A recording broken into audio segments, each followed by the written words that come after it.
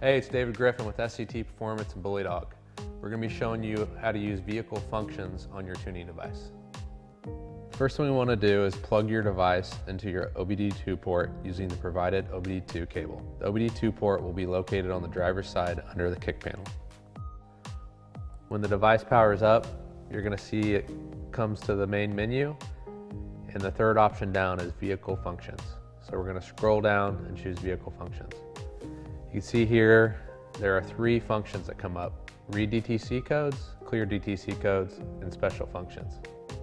So read DTC codes, if your vehicle has an active fault code or a pending fault code, you can choose this option to see what the actual fault code is. So when you choose the option, it's going to say turn the key on. You go ahead and select continue.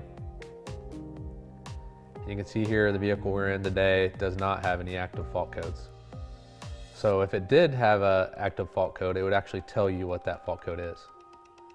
Then if you exit out of there, you can go back to the vehicle functions screen, and you can actually scroll down and clear that DTC fault code if you'd like to. Then lastly, there's special functions. So when we choose special functions, again, it'll tell you to turn the key on, select continue. Here we go, we have cam reset, crank relearn. So cam reset is keep alive memory reset. This is often used when you're calibrating a vehicle. Let's say you put a cold air intake on a vehicle and you're dialing in your fueling curve or your MAF curve. And then last, you'll have the crank relearn.